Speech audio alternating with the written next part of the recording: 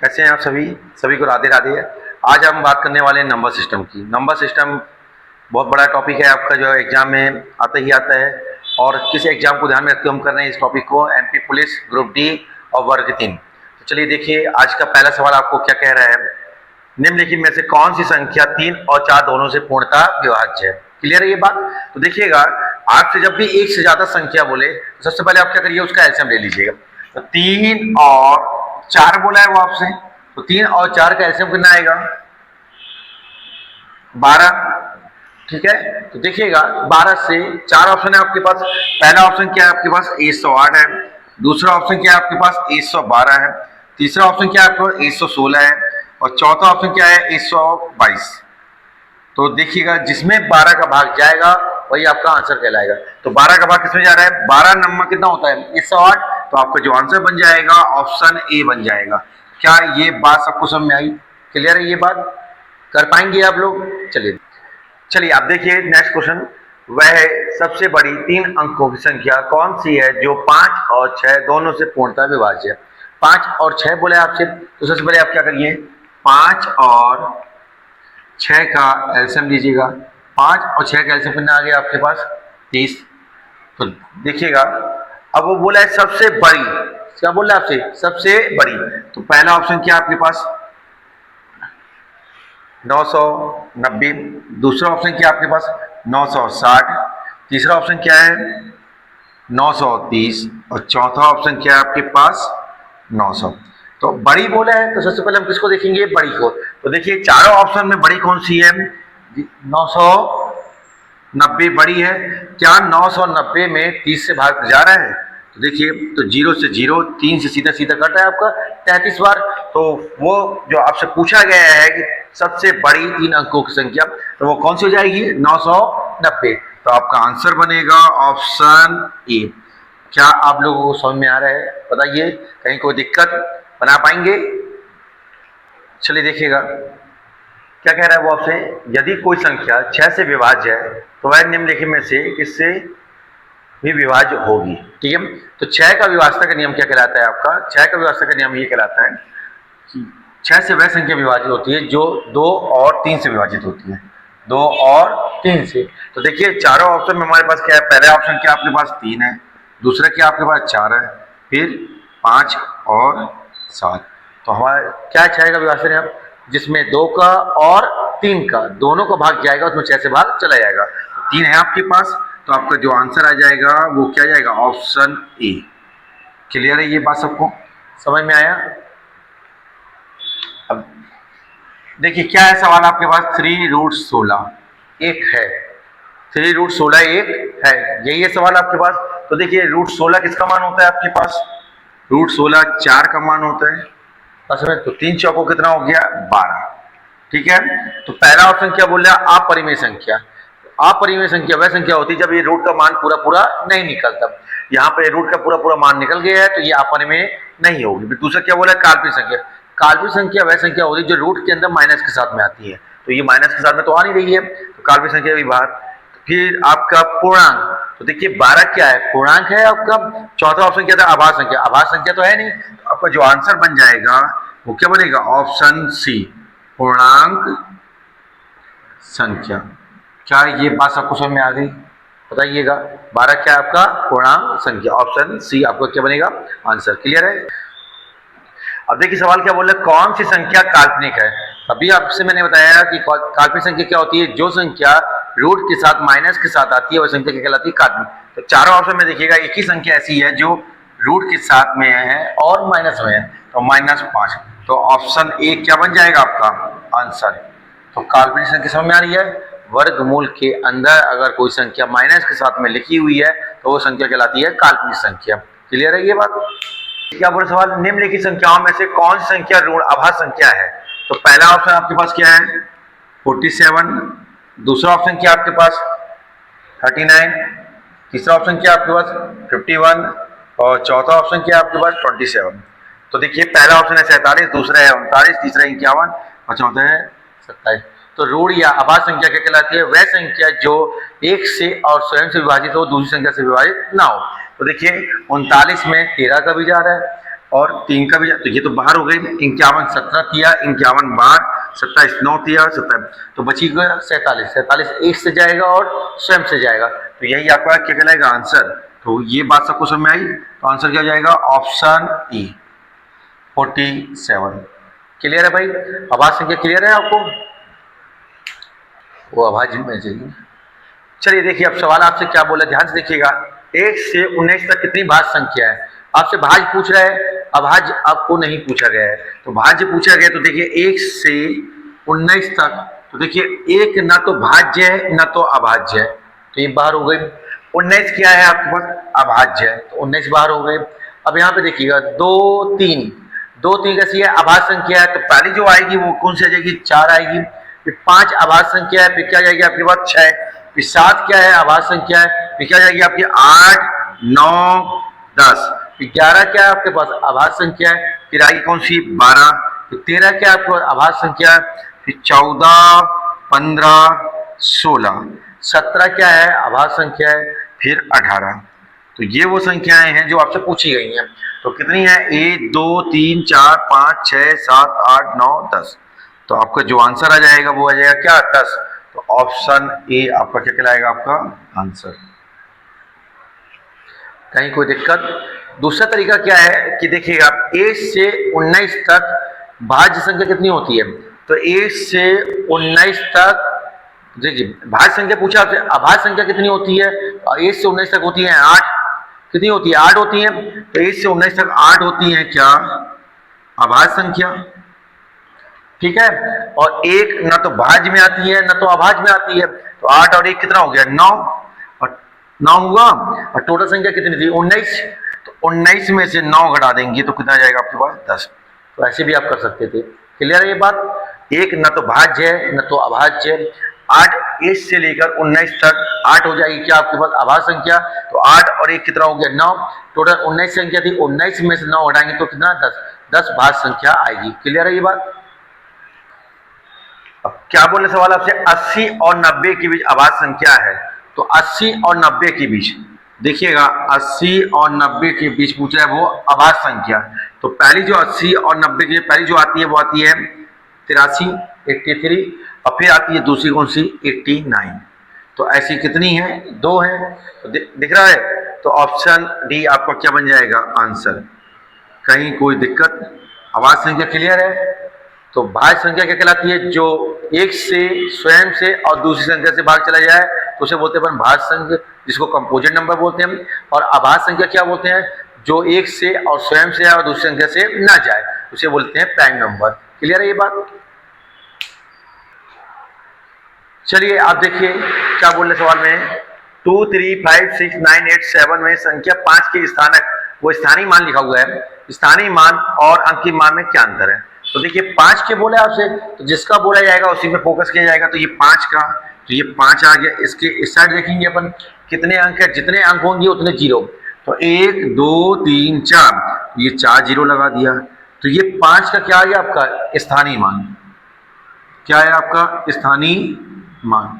फिर आपको आगे क्या दिया हुआ है अंकित मान। अंकित मान क्या मान होता है, जिसके बारे में जिस अंक के बारे में कहा जाता है वही उसका अंकित मान होता है। तो 5 का बोला है तो 5 ही अंकित मान हो जाएगा। क्लियर है बात। और इसका क्या मांगे आपसे अंतर, तो अंतर ले लीजिए। तो 10 में से 5 गया 5, यहाँ बचा 9 9 9 4, क्या किसी ऑप्शन में है आपका, तो किस ऑप्शन में आ जाएगा आपके पास, तो ऑप्शन आपका क्या जाएगा डी, ऑप्शन डी आपका बन जाएगा आंसर। कहीं कोई दिक्कत समझ में आ रहा है आपको, बताइए। चलिए अब क्या बोल रहे सवाल में आपसे, 4 अंकों की सबसे छोटी अभाज्य संख्या क्या है। क्लियर है। तो देखिए हम इससे पहले ये देखते हैं कि 1 अंक की क्या होती है, 2 अंक की क्या होती है, 3 अंक की क्या होती है, फिर 4 अंक में आते हैं। तो देखिए यहाँ पे अपन ले लेते हैं अंक, क्या ले लेते हैं अपन अंक, यहाँ पे छोटी और यहाँ पे ले लेते हैं बड़ी।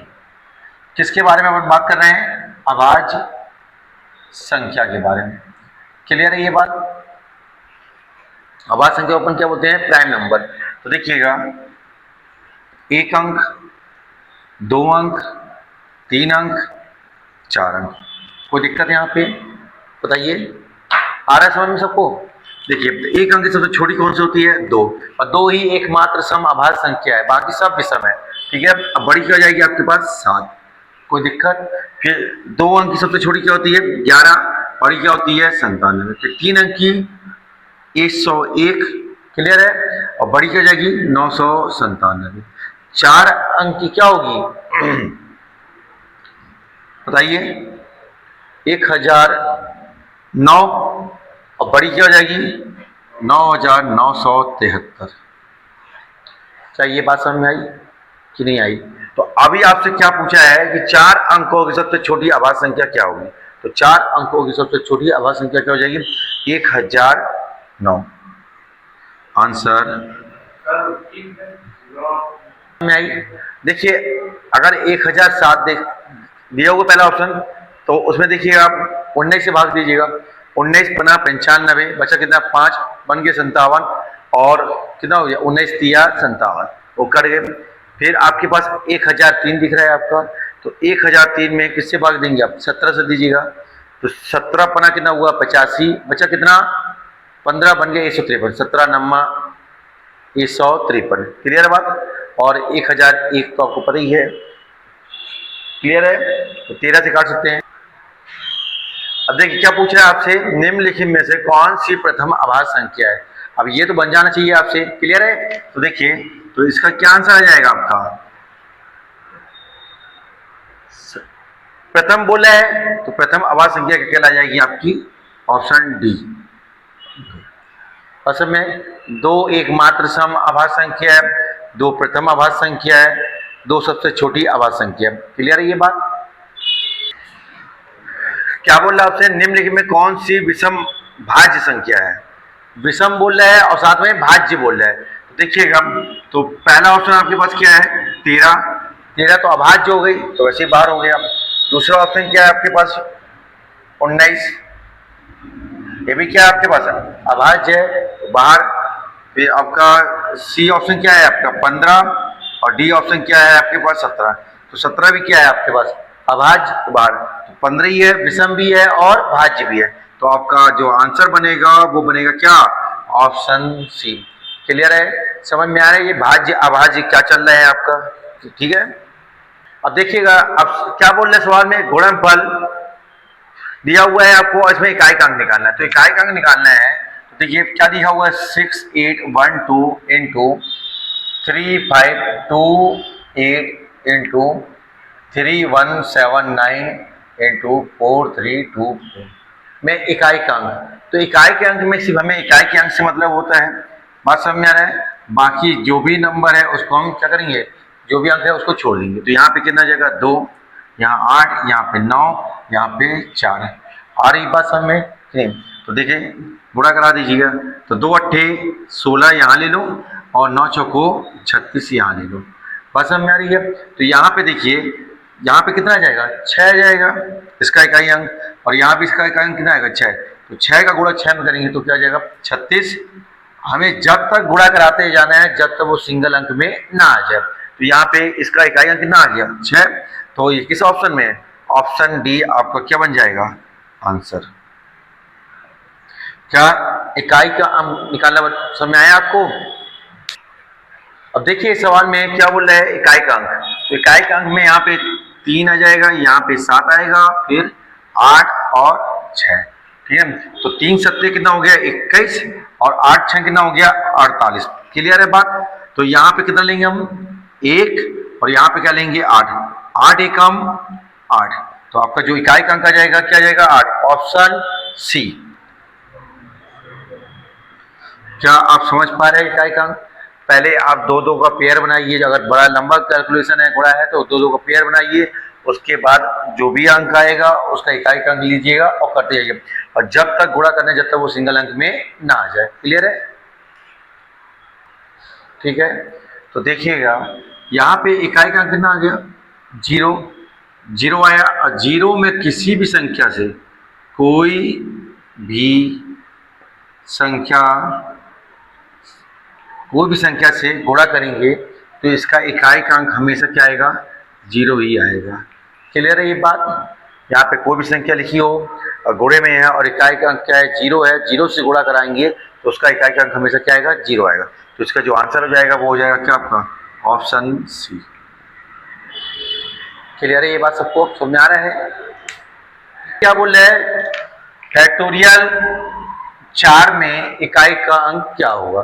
तो पहले फैक्टोरियल 4 का मान क्या होता है, देखिए फैक्टोरियल 4 क्या होता है आपका, 4 3 2 1, यही मान होता है आपका। तो देखिए तो 4 तिया 12, 12 दूनी 24, 24 एकम 24, दिखा आपका। तो फैक्टोरियल 4 का मान कितना होता है, 24, और 24 का इकाई अंक कितना है, 4। तो आपका जो आंसर बनेगा वो क्या बन जाएगा, ऑप्शन सी 4। तो क्या आप बना पाएंगे इसको, बताइएगा, कहीं कोई दिक्कत? अब देखिए आपसे क्या पूछ रहा है कि 121 फैक्टोरियल में इकाई का अंक क्या होगा। तो ध्यान से समझिएगा इस बात को। देखिए तो फैक्टोरियल 1 का मान कितना होता है, 1।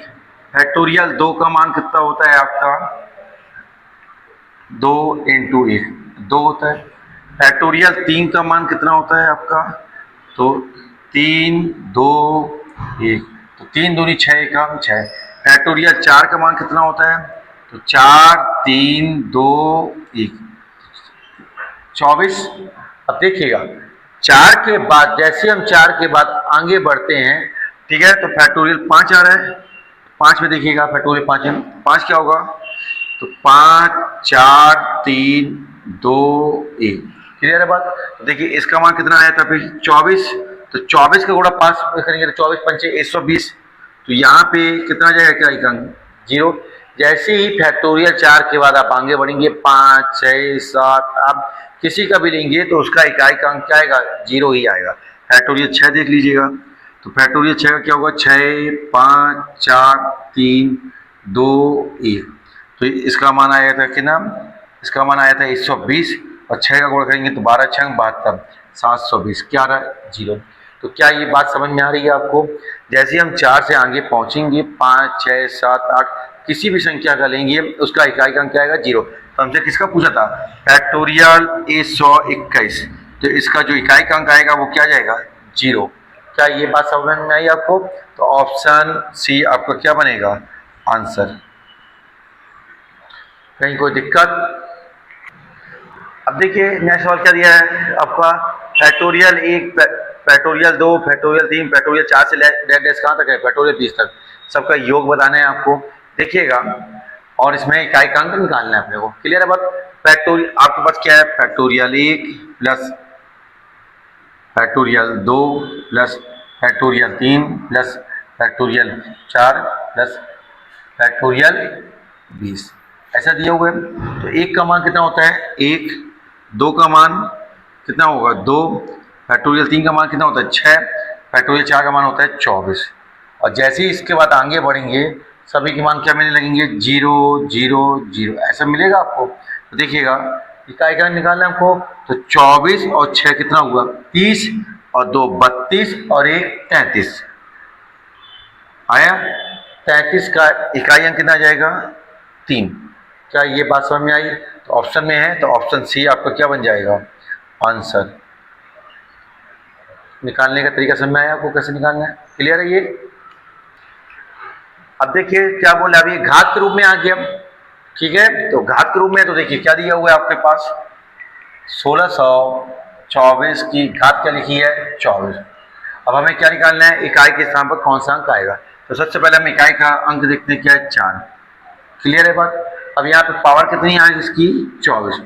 अब देखिए इकाई का अंक निकालना है, तो हम इकाई का अंक जब भी निकालते हैं तो जो घात होती है, घात में हम हमेशा किसका भाग देते हैं, 4 का। तो 4 का भाग देंगे तो क्या 24 में 4 से पूरा पूरा भाग चला जाएगा, 4 छंग 24, शेष फल कितना बचा, 0। जब भी शेष फल अगर आपका 0 बचता है, अगर कुछ शेष फल बचेगा तो उसकी घात में आ जाएगा, और शेष फल नहीं बचता, पूरा पूरा भाग चला जाता है, तो जो भी इकाई का अंक रहेगा उसकी पावर में हम 4 लिख देते हैं, कोई दिक्कत। तो 4 की पावर 4 कितना होता है, 256, 4 चक्को 16 चक्को 64 चक्को 256, तो 256 का इकाई अंक कितना है, 6। तो आपका आंसर बन जाएगा 6। तो ऑप्शन डी आपका क्या बनेगा, आंसर। क्या ये बात समझ में आई? यहाँ पे दो कंडीशन बनती है, जब हम घात में 4 से भाग देते हैं या तो शेषफल बचता है या तो नहीं बचता है। शेषफल बचेगा तो जितना बचेगा वो उसकी इकाई के अंक की घात में लिख देते हैं, और शेषफल नहीं बचेगा तो सीधे सीधे हम क्या लिख देते हैं, 4 लिख देते हैं। जैसा कि इसके अब क्या दिया हुआ है, 12,687 की घात क्या लिखी हुई है आपके पास, ये 155। कोई दिक्कत है यहाँ पे? देखिए तो हम सिर्फ लेंगे क्या, आपका इकाई का अंक कितना है आपके पास, 7, तो ये 7 ले लेंगे, ठीक है। अब 155 है तो इस 155 में से अंतिम के 2 अंक लेंगे। अंतिम के 2 अंक में हमको क्या करना है, 55 में 4 से भाग देना है, ठीक है। तो 13 चौको कितना होता है, 52, बचा कितना, 3। तो जो भी ये बच रहा वो इसके सीधे घात में आ जाएगा, पास में आई। और अगर पूरा पूरा भाग चला जाता तो यहाँ पे क्या लिखते हैं, 4 लिखते हैं, और नहीं तो जो भी शेषफल बचेगा उसको लिखेंगे। अब 7 की पावर 3 कितना होता है, 7 की पावर 3 343 होता है। तो 343 में इकाई का अंक कितना है आपके पास, 3, तो यही आपका क्या बनेगा, आंसर। तो ये 3 किस में है, ऑप्शन सी में। क्या ये बात समझ में आ रही है आपको? इकाई का अंक निकालना समझ में आ रहा है। अगर आपको इसका और बेसिक से समझना है तो बेसिक वीडियो आपका डला हुआ है, आप उसमें जाकर पूरा बेसिक जानकारी ले सकते हैं कि इकाई का अंक कैसे निकालते हैं, कब हम 4 से भाग देते हैं, कब शेषफल बचता है, कब पूरा पूरा भाग चला जाता है, ये सब पूरी जानकारी आपकी वीडियो में है। तो आप इकाई के अंक का वीडियो आप देख सकते हैं। क्लियर है ये बात? क्या बोल रहा है, 1540 में गुणनखंडों की संख्या ज्ञात कीजिए। 1540 में गुणनखंडों की संख्या ज्ञात कीजिए। और गुणनखंड से संबंधित अगर आपको जानकारी चाहिए तो इससे संबंधित वीडियो आपका डला हुआ है, आप जाइए पूरा डिटेल से इसका बेसिक आप वहां से पढ़ सकते हैं। अभी देखिए जो सवाल है इसको कैसे बनाना है, तो देखो आप इसको 2 पार्ट में करिए। पहले क्या लिखा हुआ है, 154, और 0 दिख रहा है, 0 मतलब क्या हो गया आपका 10। 154 में 10 का गुणा करेंगे तो 1540 हो जाएगा। 10 को मैं क्या लिख सकता हूँ, 2 और 5, 2 पंचे 10 होता है। जो भी संख्या दी रहेगी सबसे पहले उसको अभाज्य रूप में तोड़ते हैं। तो अब 154 है तो 154 में देखिए पहले 2 से भाग दीजिएगा, 2 से भाग दिया तो 2 सत्ते 14, बचा कितना, 1 बन गए 14, फिर 2 सत्ते 14। अब 2 से नहीं जाएगा, 3 से नहीं, 7 से दे दें, 7 से दिए तो 11, और 11 से दिए तो 11 एकम 11। कोई दिक्कत? तो ये जो टूटा आपका इसमें 2 में 7 में 11, ये पूरी संख्या कैसी है, अभाज्य संख्या है। देखिए यहाँ 2 कितने बार आ रहा है आपके पास, 2 बार, तो 2 की घात 2 लिख दीजिए। फिर यहाँ पे क्या आ रहा है आपके पास, 5 आ रहा है, वो 1 बार आ रहा है। 7 कितने बार आ रहा है, 1 बार आ रहा है, और 11 कितने बार आ रहा है, 1 बार आ रहा है। ठीक है, यहाँ तक कोई दिक्कत? अब आपको निकालना क्या था, गुणनखंडों की संख्या। तो इसकी संख्या कैसे निकलती है आपकी, तो देखिए संख्या निकालने का तरीका क्या है, जो भी घात आई है उस घात में 1 जोड़कर लिख दीजिए। तो यहाँ पे कितनी घात थी, 2, 2 में 1 जोड़ेंगे तो 3, यहाँ पे घात कितनी है, 1, 1 में जोड़ेंगे तो 2, यहाँ पे घात कितनी है, 1, 1 में जोड़ेंगे तो 2, यहाँ पे घात कितनी है, 1, 1 में जोड़ेंगे तो 2। अब बस इसका गुणा करा दीजिएगा तो गुणनखंड की संख्या, कुल गुणनखंड की संख्या निकल आएगी। 3 दूनी 6, 6 दूनी 12, 12 दूनी 24। तो आपकी गुणनखंड की कुल संख्या कितनी है, 24। तो किस ऑप्शन में है, ऑप्शन बी। तो आपका आंसर बन जाएगा ऑप्शन बी, 24। क्लियर है ये बात सबको? अब सवाल क्या बोल रहे हैं, एक सवाल और देखते हैं अपन। 1750 गुणनखंडों की संख्या ही निकालना है आपको, ठीक है। तो सबसे पहले आप क्या लिखिए, 175, और 0 है मतलब 10। कोई दिक्कत? 175 में 10 का गुणा करेंगे 1750 आ जाएगा। 10 को हम क्या लिख सकते हैं, 2 × 5 लिख सकते हैं। देखिए 80, देखिए यहाँ पे अगर 80 है तो 10 कब, मतलब 0 कब मिलता है आपको, 0 तभी मिलेगा जब 2 और 5 का सेट होगा।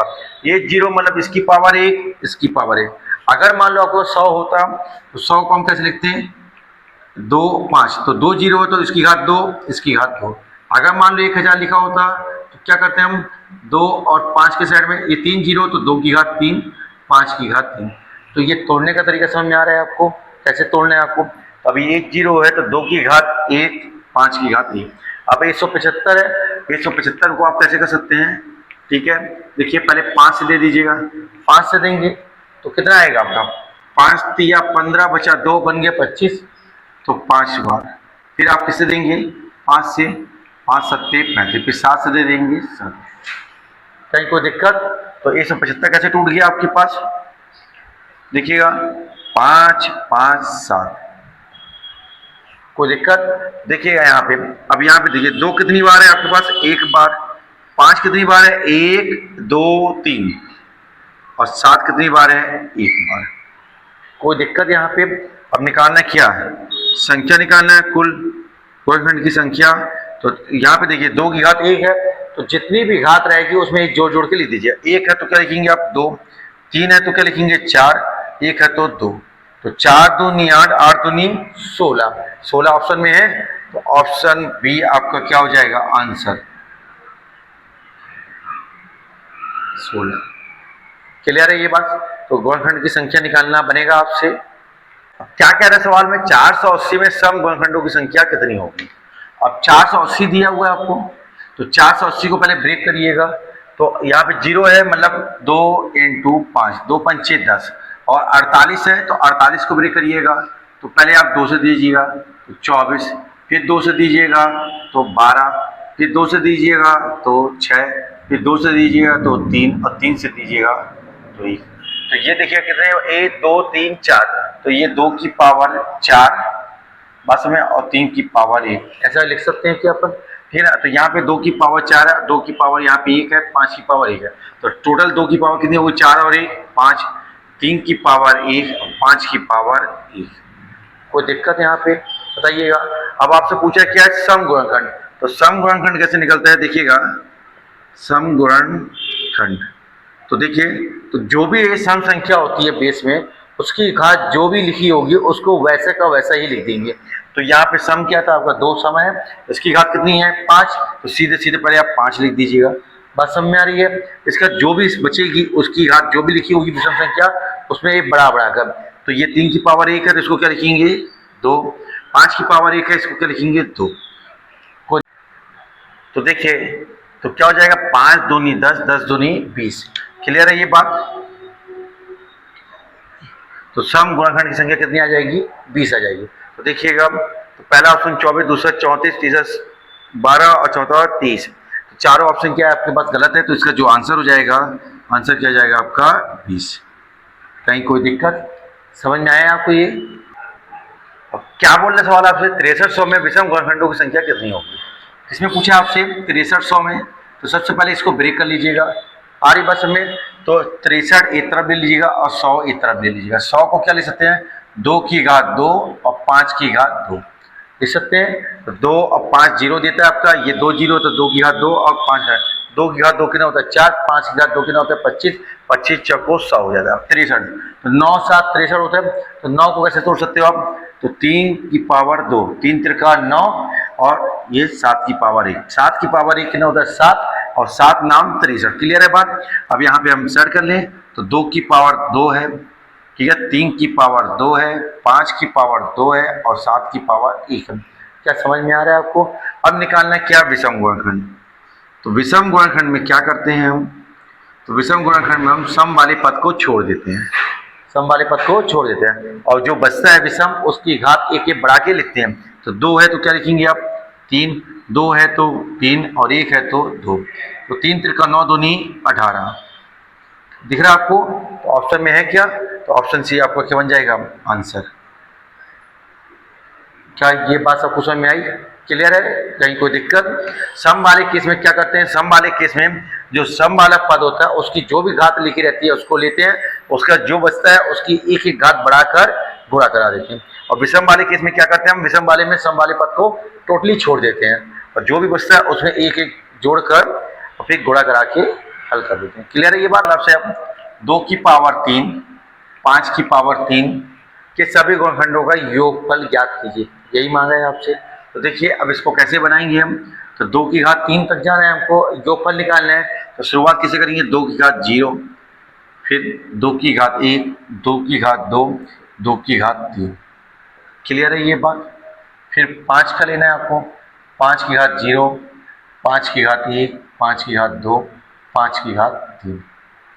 कहीं कोई दिक्कत?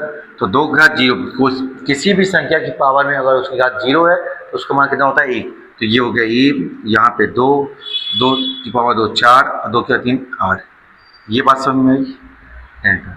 5 की घात 0 1, 5, 25, 100, 25। 125 में 25 जोड़ेंगे तो 150, और 5 जोड़ेंगे 155, और एक 156, यहाँ 156 आ जाएगा। 8 और 4 12, 2 14 और 1 15, तो 5 छक्का 30, जीरो आएगा, और जीरो आप देखिएगा 15 छक्का कितना हुआ 90, 90 का जीरो हासिल की 9, 15 पन्ना 75, और 9 84 की 4 हासिल की, 15 और 8 23, तो 2340 आपका ये हो जाएगा। तो ऑप्शन ए आपका क्या बनेगा आंसर। कहीं कोई दिक्कत, तो ऑप्शन ए क्या बन जाएगा आपका आंसर। क्या ये बात समझ में आई आपको, क्लियर है ये बात। चलिए अब देखिए, अब ये नया पैटर्न है आपका शून्यों की संख्या ज्ञात करना। तो देखिए क्या दिया हुआ 25 into 35 into 40 into 50 into 60 into 65। तो देखिएगा शून्य आपको कब मिलते हैं, जब शून्य हमें मिलेगा क्या 5 होना चाहिए, और एक क्या होना चाहिए सम संख्या होनी चाहिए। तो सम संख्या का गुणा जब 5 से करते हैं तो हमें क्या मिलता है शून्य। तो हम सबसे छोटी सम संख्या ले लेते हैं। तो सबसे छोटी सम संख्या क्या है 2, तो 2 का गुणा 5 से करेंगे तो कितना आएगा 10। 10 में देखिए शून्य आ रहे हैं आपका क्या। तो हमें जो भी संख्या दी रहेगी यहाँ पे, तो इसको हम क्या करेंगे ब्रेक करेंगे, तोड़ेंगे, और तोड़ेंगे क्या छोटे से छोटे रूप में, और उसको बनाएंगे आभास संख्या के रूप में। ठीक है, तो देखिए सबसे पहले 25 को तोड़ रहे हैं हम। 25 कैसे टूट सकता है 5 इंटू 5, 25 हो गया। अब 35 को 5 सत्ते 35, 40 को कैसे तोड़ सकते हैं 8 पंचे 40 होता है क्या। तो 8 को कैसे तोड़ेंगे 2 दूनी 4 दूनी 8 पंचे 40, टूट गया। अब 50 तोड़ना है, 50 कैसे तोड़ेगा 25 दूनी 50 होता है। तो ये 2 ये 5 ये 5, इनको जब भी तोड़ेंगे तो अभाज्य संख्या के रूप में तोड़ेंगे। ठीक है, अब 60 को तोड़ना है, तो 12 पंचे 60 होता है। तो 12 तोड़ेगा कैसे, तो 2 दूनी 4 दिया 12 पंचे 60। हमेशा इसको जब भी तोड़ेंगे तो छोटे से छोटे रूप में तोड़ना है आपका। बात समझ में आ रहा है। अब 65 को तोड़ना है आपको, तो 65 कैसे तोड़ दीजिएगा आपका 5 इंटू 13, 13 पना 65। तो सबसे पहले हमें सिर्फ यहाँ पे मतलब किससे होगा 5 से और 2 से। तो देखिए हम 5 और 2 को काउंट करते हैं। पहले 5 काउंट कर लेते हैं कि 5 कितना है और फिर 2 कितना है। क्लियर है ये बात। तो देखिए 1 2 3 4 5 6 7 8, तो 5 की संख्या कितनी है 8। तो जितनी भी संख्या उसकी घात में लिख दो। ठीक है, अब यहाँ पे किसको काउंट करना है 2 को। तो 2 कितना है आपके पास 1 2 3 4 5 6, तो 2 की घात क्या लिख देंगे 6। अब यहाँ पे देखिए दोनों में हम ये देखते हैं, दोनों को जो बेस है आपका बेस क्या है 5 है 2 है, जिसकी घात छोटी होगी उतने शून्यों की संख्या होगी। तो यहाँ पे 8 और 6 में छोड़ा क्या है 6, तो शून्यों की संख्या कितनी हो जाएगी आपके पास, शून्यों की संख्या हो जाएगी आपके पास 6। ये बात समझ में आई। देखिए अगर क्रॉस चेक करना है तो आप ऐसे ही चेक कर सकते हैं। 5 कितने बार है 8 बार, तो देखिए 1 2 3 4 5 6 7 8, क्लियर है बात है। और 2 कितने बार है 6 बार, तो 1 2 3 4 5 6, देखिए 10 10 10 10 10। अब ये दोनों 5 का यूज हो रहा है क्या, नहीं हो रहा है, क्योंकि यहाँ पे 2 नहीं है। तो कितने जीरो आ गए 6। तो इस सवाल में जो शून्यों की संख्या होगी वो कितनी हो जाएगी 6। क्लियर है ये बात। क्या आपको इस सवाल की और जरूरत है इस टाइप की। चलिए एक और सवाल देखते हैं। शून्यों की संख्या के लिए आपने ये सवाल देखा हुआ था, और एक सवाल और देखते हैं। ठीक है, तो ये कॉन्सेप्ट आपका क्लियर हो जाएगा कि शून्यों की संख्या कैसे निकालते हैं। तो क्या दिया हुआ आपके पास 21 इंटू 35 इंटू 625 इंटू 8 इंटू 165। कहीं कोई दिक्कत। तो ये जो संख्या दी हुई है गुणे में, सबसे पहले इसको अभाज्य संख्या के रूप में तोड़ना है। क्लियर है ये बात। देखिए यहाँ पे 21 को कैसे तोड़ सकते हैं अपन 3 सत्ते 21, कोई दिक्कत। अब 35 को 5 सत्ते 35, टूट गया। अब 21 टूटा ये 35 टूटा ये। अब 625 को तोड़ना है, तो 5 इंटू 5 25 पंचे 125 पंचे 625, ये टूट गया। अब 8 को कैसे तोड़ेंगे, तो 2 दूनी 4 दूनी 8, कोई दिक्कत यहाँ पे। अब आपको तोड़ना है क्या 165, तो 165 में पहले 5 से भाग दीजिएगा। तो 5 से भाग देंगे, देखिए यहाँ पे 165 है, पहले आप 5 से भाग देंगे, तो 5 तिया 15, अच्छा कितना 1 बन गया कितना 15, 5 तिया 15, कोई दिक्कत। फिर इसमें किससे भाग देंगे 3 से, तो कितना आ जाएगा आपका 11, फिर 11 से देंगे तो 11 एकम 11, कोई दिक्कत। तो ये टूट गया कितना, 5 इंटू 3 इंटू 11, कोई दिक्कत। ये पूरा का पूरा तोड़ दिया आपने। अब यहाँ पे सिर्फ किसको फोकस करना है, 5 को और 2 को। तो यहाँ पे 5 कितने हैं, 1 2 3 4 5 6, तो 5 की घात कितनी हो गई, 6 हो गई। अब हमें फोकस करना है 2 में, तो देखिएगा, तो 1 2 3, तो 2 की घात हो गई 3, कोई दिक्कत। तो यहाँ पे देखिएगा, तो यहाँ पे घात में फोकस करना होता है, ठीक है। तो यहाँ पे छोटी घात किसकी है, 2 की घात 3, तो यहाँ पे 3 छोटा है 6 से, तो शून्यों की संख्या कितनी हो जाएगी, 3। क्या 3 ऑप्शन में है, तो ऑप्शन बी आपका क्या बन जाएगा, आंसर। क्या आपको बात समझ में आई। तो आज हमने नंबर सिस्टम की प्रैक्टिस करी है। आगामी जो आपका एमपी पुलिस एग्जाम होने वाला है, ग्रुप डी का एग्जाम होने वाला है, वर्ग 3 का एग्जाम होने वाला है, सभी में नंबर सिस्टम बहुत बड़ा रोल प्ले करेगा। तो बहुत अच्छे से आप प्रैक्टिस करिएगा, ठीक है। तो आप प्रैक्टिस करिएगा और कमेंट बॉक्स में कमेंट करिएगा। अगर कुछ प्रॉब्लम जाती है आपको, सभी को राधे राधे।